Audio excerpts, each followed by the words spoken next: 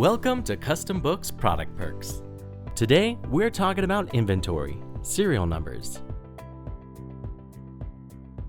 In this video, we're going to show you how to use serial numbers in CustomBooks. Typically, serial numbers are used to give each item a unique number for identification and traceable purposes. In order to use serial numbers in CustomBooks, you will need to first make sure that you had the feature enabled. Go to the admin panel and select Inventory Settings. Here, under General, you will need to make sure that you have checked the option for lots and serial numbers. Once this option is selected, open an inventory item and you will have the option to check the box Use Serial Number. Once this box is checked, a second box will appear to give you the option to add serial numbers when receiving items. If you have both boxes checked when you enter item receipts, bills, or credit memos, you will need to enter the serial number of the items. If you do not have the second box checked, you will only be able to enter the serial numbers when you enter a shipment or a sales invoice. Now save your item. Now that you've enabled serial numbers on your item, when you receive the items from your supplier, you will need to enter the serial numbers for each item. On the item receipt, we enter in the item, and now we have the field to enter the serial numbers.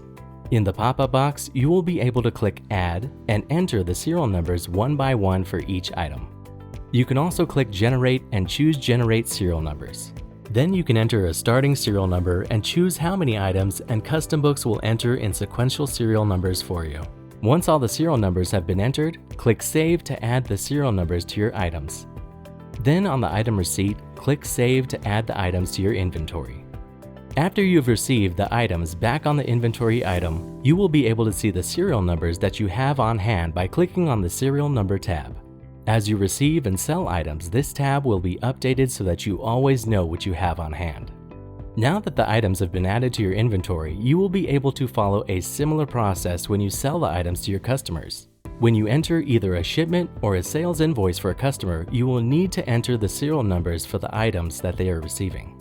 For this example, we have a sales invoice for a customer, and the item has been added. Before we can save the transaction, we will need to enter the serial number. From the pop-up box, we can select the serial number or numbers depending on the number of items they have purchased. Once the serial number has been entered, click Save to add to the sales invoice.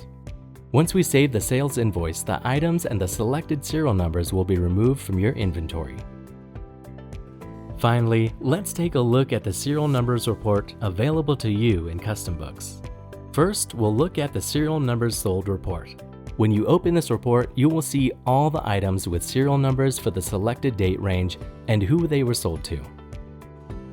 The last report we are going to look at is the Serial Numbers on Hand report. This report will show you all the serial numbers that you have on hand based on the date of the report.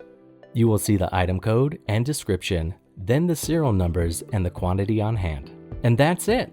With serial numbers enabled in CustomBooks, you'll gain better control, improved traceability, and streamlined inventory management from receipt to sale. Thank you for watching.